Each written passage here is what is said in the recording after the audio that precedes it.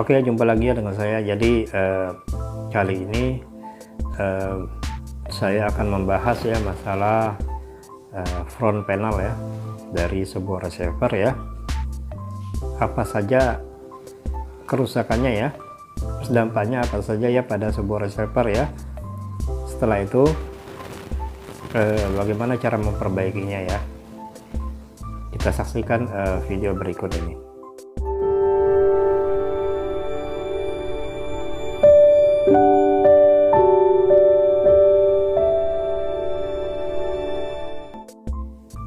Oke, jumpa lagi di Trik and Trik ya. Jadi bagi kalian yang baru bergabung ya di channel ini, silahkan di subscribe dulu ya. Adapun tujuan saya meminta subscribe adalah supaya kalian bisa ya berkesinambungan ya dalam mendapatkan info dari saya ya. Perlu kalian ketahui bahwa channel ini berisi tentang tutorial ya, tutorial service ya. Kemudian berisi tentang edukasi parabola, berisi tentang rekomendasi yaitu rekomendasi receiver ya, dan lain-lain ya. Jadi dengan kalian subscribe channel ini ya, otomatis kalian tidak akan rugi ya. Andai pun kalian tidak mengklik tanda lonceng, cuma subscribe saja, setidaknya video saya akan muncul di beranda kalian ya. Oke, tanpa berpanjang lebar ya, kita simak caranya ya. Oke, sebelum kita terlalu jauh membahas masalah front panel dari receiver ya, seperti apa sih front panel receiver itu ya. Front panelnya seperti ini ya. Jadi kalian bisa lihat sendiri ya, seperti ini ya, seperti ini ya. Jadi jika pada sebuah receiver ya, front panel itu ya ini ya, bagian depannya ya.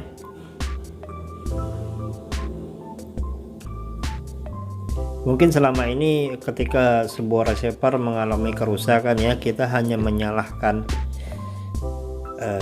power supply dan menyalahkan impact saja ya. Kita jarang menyalahkan ini ya.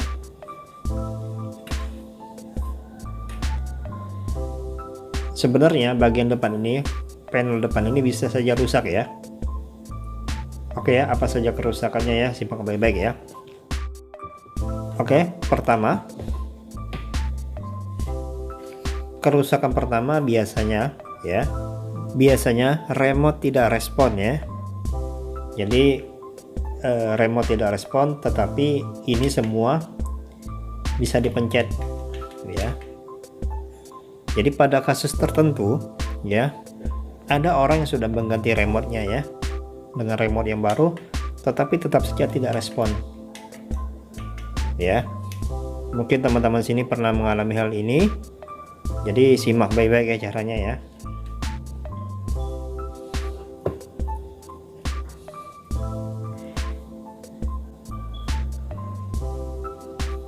Oke, jika kejadian tadi ya, ketika remote tidak respon ya, terus dipencet-pencet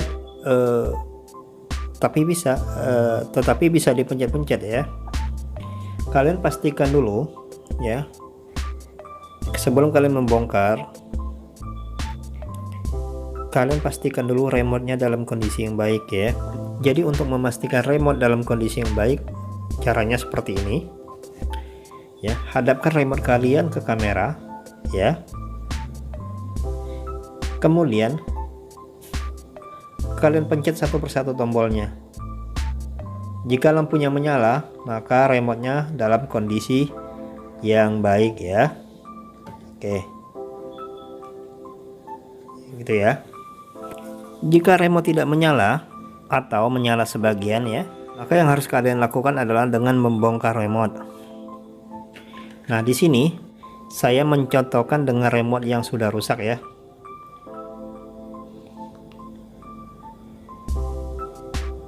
Jadi di sini saya hanya akan menunjukkan bagian dalam remote-nya ya. Kemudian cara mengatasinya ya. Nah, untuk video cara mengatasi remote secara lengkap ya, sudah saya bikin di video sebelumnya ya. Bisa kalian lihat di deskripsi. Oke. Pertama kita buka ya remote ya. Ini sudah saya buka ya, ini kita buka, kita lihat isi dalamnya. Biasanya ya, jika remote dalam kondisi hidup separuh ya, kalian bisa menggunakan ini ya, menggunakan thinner atau bensin ya, kalian gosok bagian ini ya. Tetapi ingat, gosoknya jangan terlalu kuat ya, karena dia akan melunturkan bagian ini ya. Atau kalian juga bisa menggunakan minyak kayu putih ya. Nah, untuk penggunaan minyak kayu putih kalian bisa menggosok secara kuat, ini tidak masalah ya. Nah, setelah itu ya, setelah itu kalian pasang lagi ya. Nah, setelah kalian pasang dan ternyata masih tombolnya masih berfungsi separuh ya, berarti kerusakannya ada pada IC ini ya, IC tombol ini ya. Lalu bagaimana jika remote mati total seluruhnya ya? Untuk remote mati total seluruhnya itu sangat gampang ya. Jadi biasanya kalian hanya cukup mengganti elko ini ya, atau kalian cukup mengganti resonantor ya. Resonantornya itu biasanya ada benda kecil berbentuk kotak berwarna kuning di sini ya, biasanya di sini, atau biasanya di sini di dekat elko ya. Jadi ada kotak kecil berwarna kuning atau oranye, biasanya juga ada yang berwarna biru ya. Nah itu, jadi kalian tinggal cabut saja, kalian tinggal pasang lagi ya. Saya kira itu sekilas cara memperbaiki remote ya. Jadi untuk cara lengkapnya kalian bisa lihat video saya yang sebelumnya ya. Linknya sudah saya sediakan di deskripsi seperti saya bilang tadi ya. Nah, untuk kasus pertama tadi ya yang saya bilang ya, ketika kita pencet ini bisa berfungsi tetapi remote tidak berfungsi ya, kita asumsikan bahwa remote kita itu dalam kondisi yang baik ya. Artinya ketika remote kita tes ke kamera itu menyala semua ya, itu berarti kondisi remote kita dalam kondisi yang baik. Kita asumsikan demikian ya. Kemudian langkah yang harus kita lakukan adalah kita buka ini ya, kita bongkar ya, kita bongkar. Jadi di sini saya mencontohkan ya, dengan apa ya, dengan panel depannya lombok ya.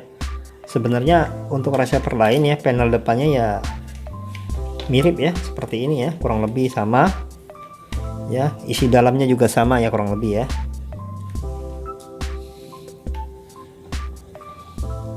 Jadi cara ini bisa kalian terapkan ya di receiver lain.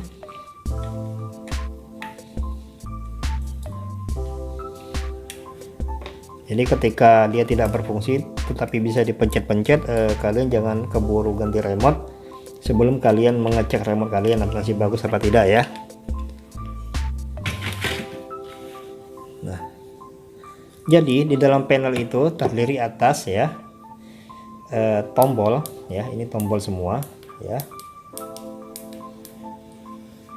tombol semua. Kemudian ada kapasitor ya, kemudian ada resistor ya, kemudian ini ada IC-nya ya, kemudian ini ada displaynya.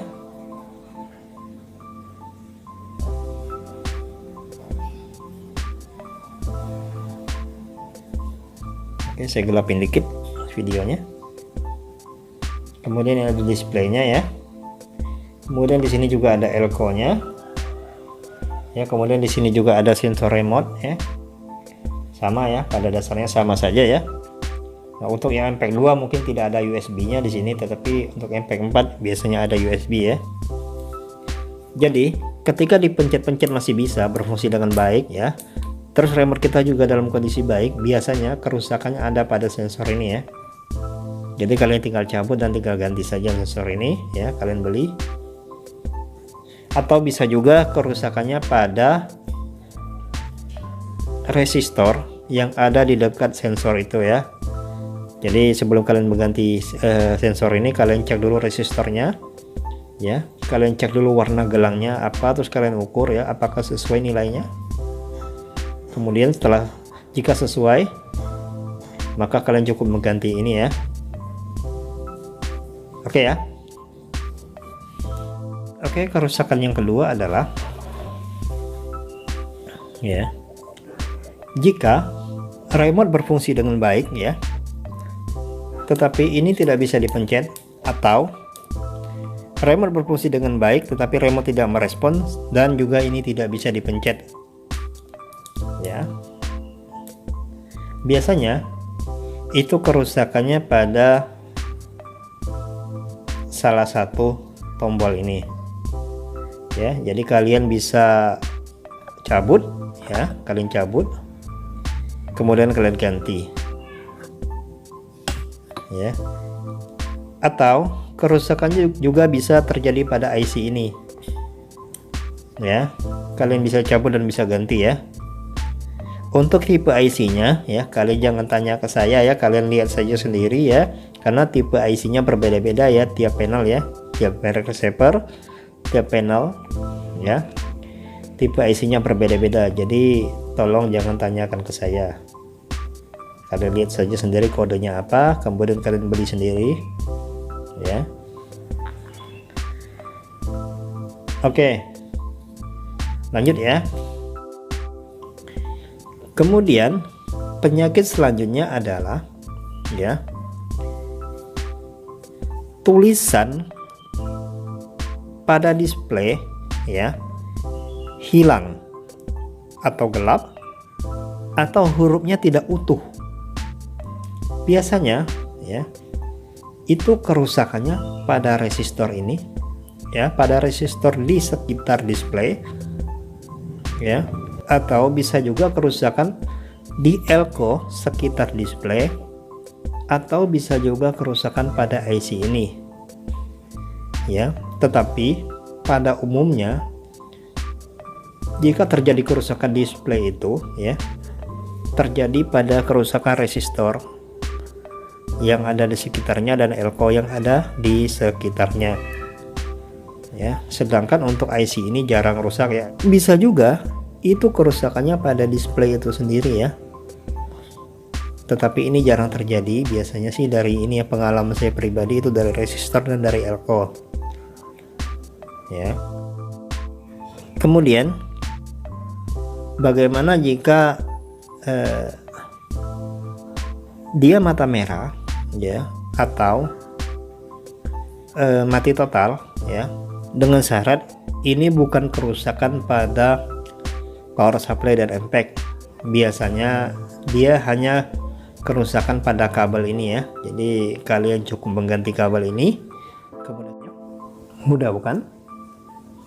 Nah, bagi kalian yang suka ya dengan video tadi ya, silakan kalian subscribe ya. Kemudian kalian bisa juga membagikan video ini ke teman-teman ya. Oke, nantikan video selanjutnya dari Trik and Trik ya. Salam Trik and Trik.